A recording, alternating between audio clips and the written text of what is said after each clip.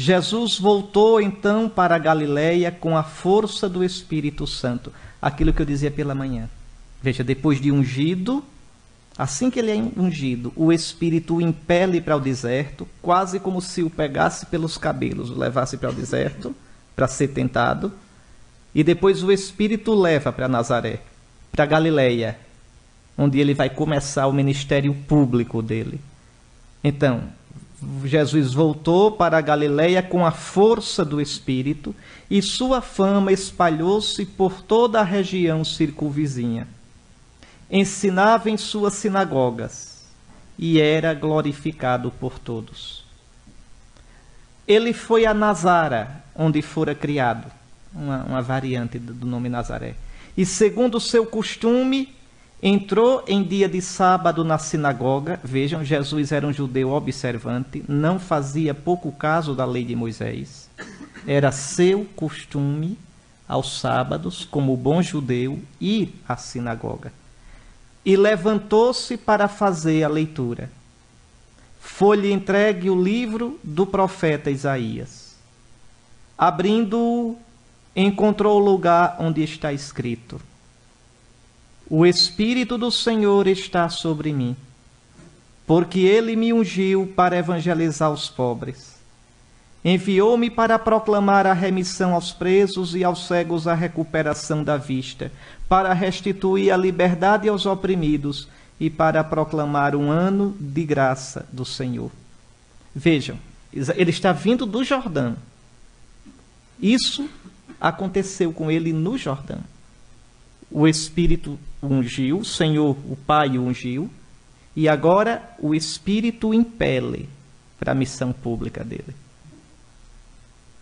E a missão, olhe qual é: evangelizar. Qual é o evangelho? Vocês já sabem.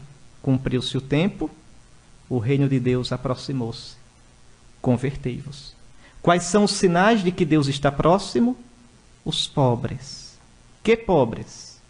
Qualquer pessoa que esteja numa situação extrema na vida.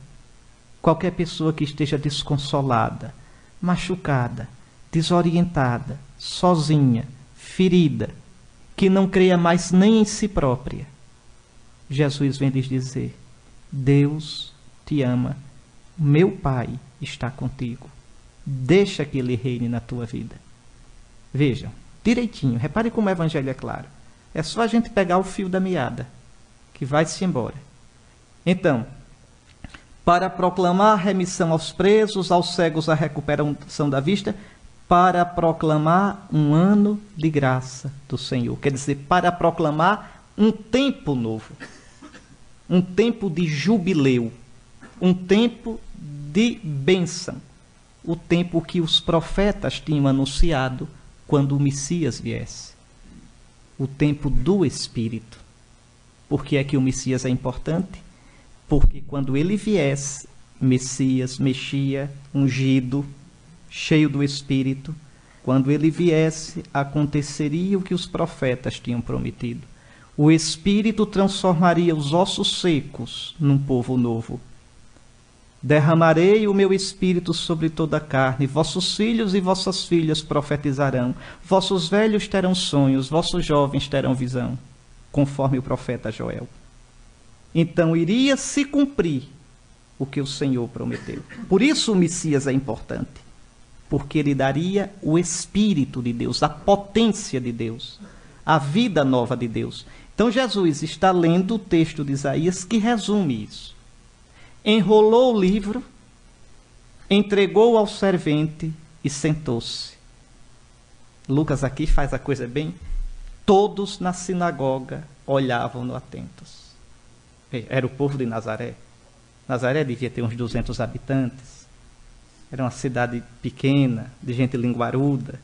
Veja, já devia ter escutado que Jesus andou fazendo milagre. Vamos ver o que é que esse vem fazer aqui.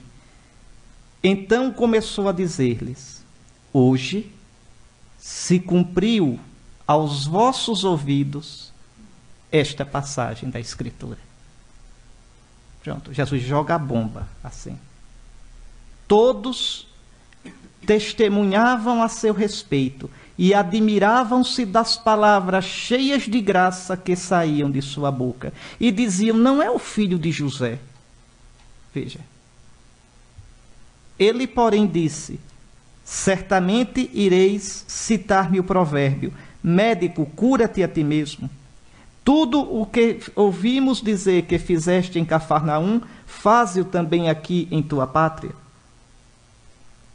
Mas em seguida acrescentou: em verdade vos digo que nenhum profeta é bem recebido em sua pátria. De fato eu vos digo que havia em Israel muitas viúvas nos dias de Elias, quando por 3 anos e 6 meses o céu permaneceu fechado e uma grande fome devastou toda a região. Elias, no entanto, não foi enviado a nenhuma delas, exceto a uma viúva em Sarepta, na região de Sidônia. Havia igualmente muitos leprosos em Israel no tempo do profeta Eliseu. Todavia nenhum deles foi purificado, a não ser o sírio Naamã. Diante dessas palavras, todos na sinagoga se enfureceram e, levantando-se, expulsaram-no para fora da cidade e o conduziram até um cimo da colina sobre a qual a cidade estava construída, com a intenção de precipitá-lo de lá. Ele, porém, passando pelo meio deles, prosseguia seu caminho. É só para vocês saberem, alguns exegetas, e isso não me interessa nem um pouquinho, mas suspeitam, acham, que aqui Lucas misturou 2 visitas de Jesus a Nazaré. Uma, primeira, na qual ele teria sido bem recebido, e uma segunda, no qual o caldo entornou. E Lucas misturou as duas, e por isso, veja, todos se admiram, todos o louvam, mas depois, de repente, muda de atitude. Isso, para o que eu quero meditar, é indiferente. Vamos pegar o texto como ele está, sem inventar muita hipótese que no fim a gente não tem certeza.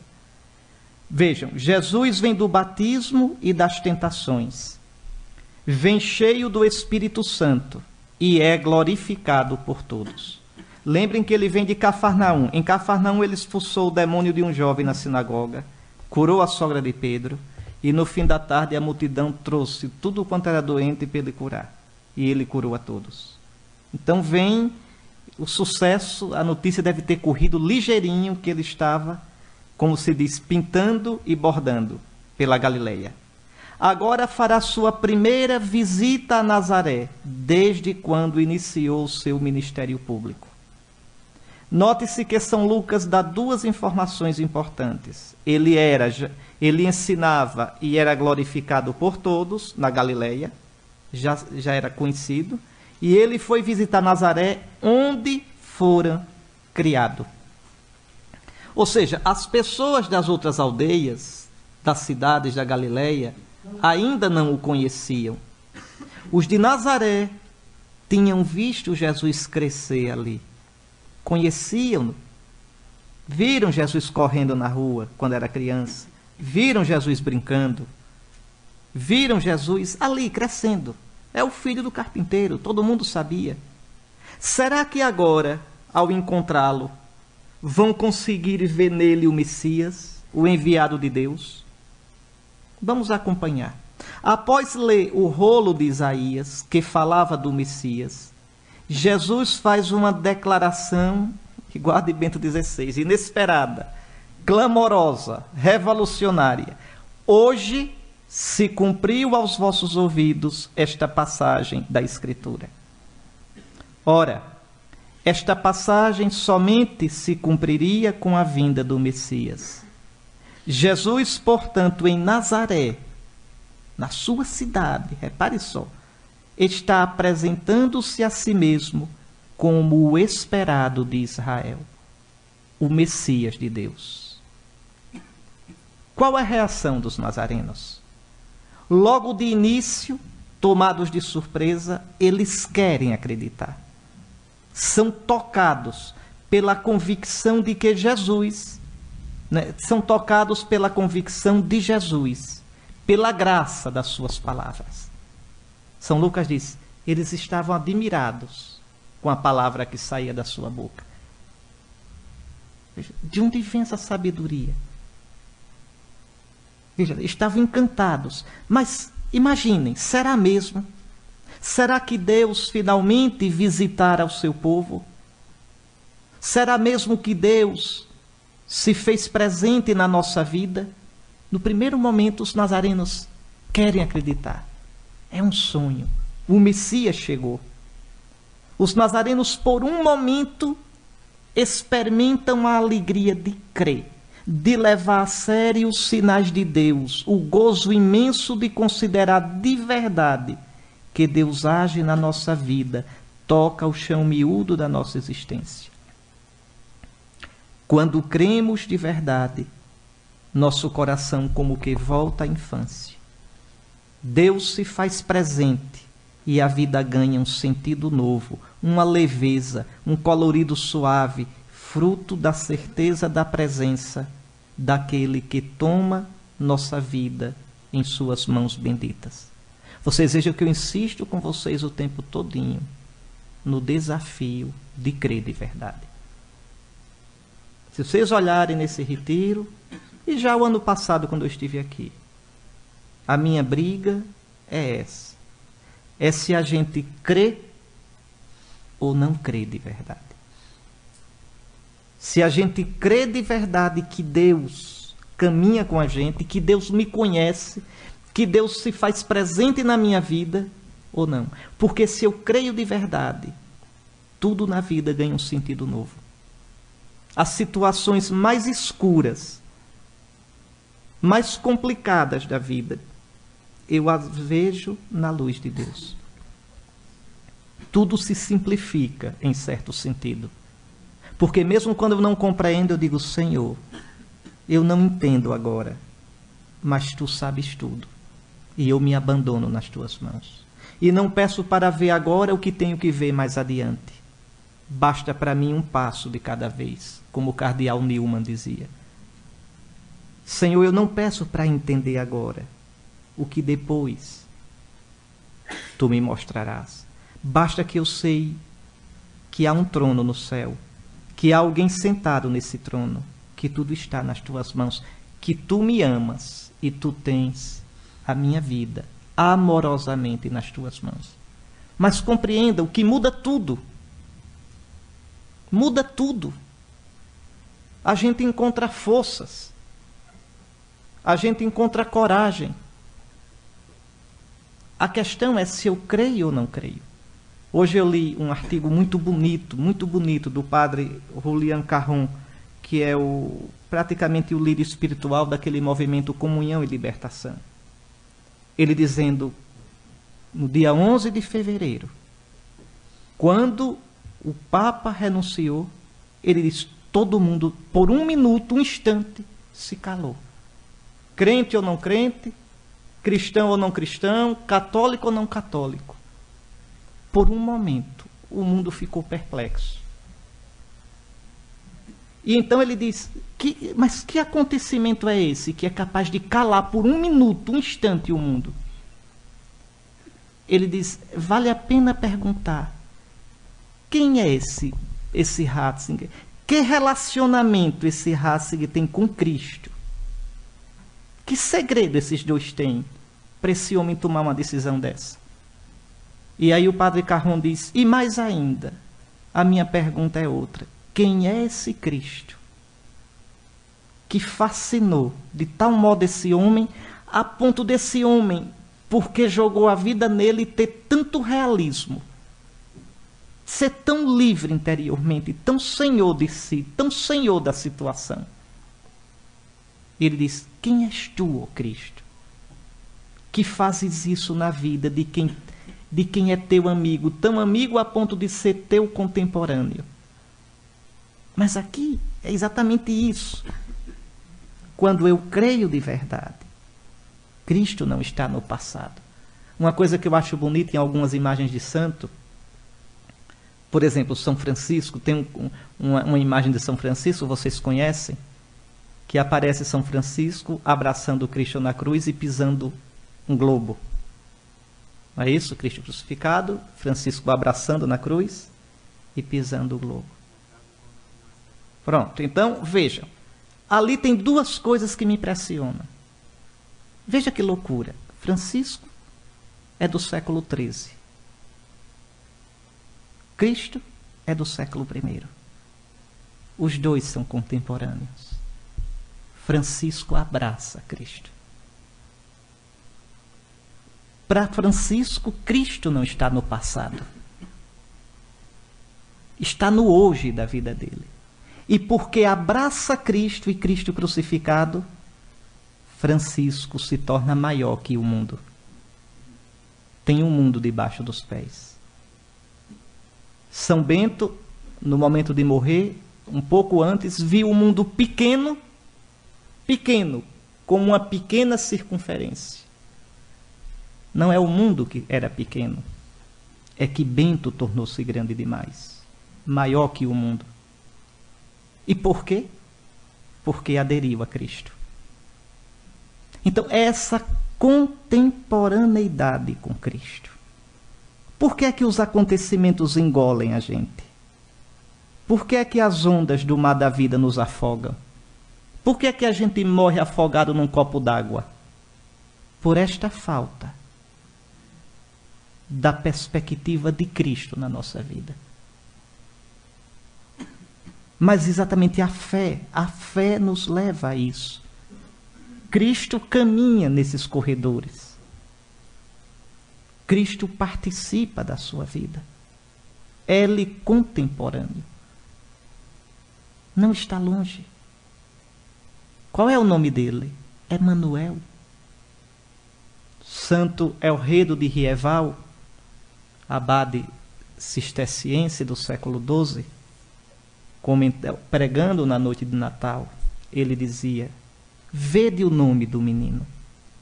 Vede o nome. Emanuel. Deus conosco. Antes parecia Deus acima de nós. Parecia às vezes até Deus contra nós. Mas agora, olhai a manjedoura. Emanuel. Deus conosco. Nunca mais Deus sem nós. Nunca mais nós sem Deus. Deus próximo de nós. Então, a fé nos dá esta graça de experimentar a contemporaneidade de Cristo. Isso nos dá uma liberdade. Por exemplo, tenho certeza com convicção, porque acompanho os escritos, o pensamento do Santo Padre desde 1981. Tenho certeza que Bento XVI, para tomar essa decisão, nenhuma vez perguntou: o que é que vão dizer? Mas tenho certeza, uma única vez, ele não se colocou essa pergunta. O que é que a imprensa vai dizer? O que é que vão achar? Porque ele é livre. É livre. O homem que se torna amigo de Cristo, o homem que adere a Cristo, é livre. Porque só tem a Cristo diante dos olhos. A conversa é com Cristo. Nos acontecimentos da vida da gente, como a gente não é livre o bastante, como a gente, esse diálogo com Cristo na fé, em nós às vezes é tão falho, eu vejo os acontecimentos, eu vejo as pessoas, eu vejo as situações e não consigo discernir Cristo nelas. Quando de verdade eu tenho fé, quando de verdade eu sou contemporâneo, íntimo de Cristo, venha o que vier, eu olho Jesus e digo: Senhor, o que tu queres de mim? Com isto, com esta situação, o que tu queres, Senhor? Veja, o diálogo é com Cristo. Eu digo muito para os padres, quando converso com eles, eu digo: olha, tire o bispo do meio da sua vida. Tire o bispo. Como assim? O bispo lhe dá uma ordem. O bispo transfere você. Ao invés de você ficar remoendo aí, tira o bispo da frente. Vá direto a quem interessa, a Jesus. Senhor, o que tu queres de mim? Senhor, É isto que tu me pedes? Me dói, viu? Me custa. Eis-me aqui. Isso é crer. Isso é ser contemporâneo a Cristo. E é nisso que a gente tropeça tanto. Aí a gente murmura, xinga, desobedece, reclama, pragueja e perde a chance de dizer um sim ao Senhor. Qual é o nome disso? Falta de fé. Cegueira. Cegueira espiritual. Por isso eu coloquei aqui. Pense bem. Quem crê de verdade consegue cada vez mais ver Deus em todas as coisas. Sei discernir a presença do Senhor nos acontecimentos miúdos da minha vida. E aqui vejam a frase da Didaquê, primeiro catecismo da igreja, mais antigo do que o Apocalipse, mais antigo do que a segunda carta de Pedro. Vejam, aceita como um bem tudo o que te acontece, sabendo que nada acontece sem a permissão de Deus. É de matar, né? Só na fé. Só na fé. Santa Teresa não diz? Como é que ela diz? Naquele poema dela, Formosura que cedeis, ela diz, como é? Que ela não desateis o que atais, pois atando força dais a ter por bem todos os males. Ou seja, se eu tiver atado em Cristo, e esse laço, ó laço que assim juntais, duas coisas desiguais, não desateis o que atais, pois atando força dais a ter por bem todos os males. Esse laço é o Espírito de Cristo, é o laço, é o vínculo, amores. Pois bem, se a gente estiver atado a Cristo, venha o que vier, a gente vai ter força, clarividência, sabedoria para tirar o bem do mal que vier. Façam o que fizer com a gente. A pergunta da gente não vai ser por que fizeram isto comigo, mas vai ser outra, mais inteligente, mais cristã. Vai olhar Jesus, às vezes chorando, viu? E vai dizer, Senhor, o que é que eu faço com isso que fizeram comigo? Repare que a pergunta é diferente. Não é por que fizeram, mas o que é que eu faço com isso que fizeram? O que é que eu faço na perspectiva do reino de Deus? O que é que eu faço como um sim a ti, como um canto de amor a ti, como um sacrifício e um laudes a ti? Está aí.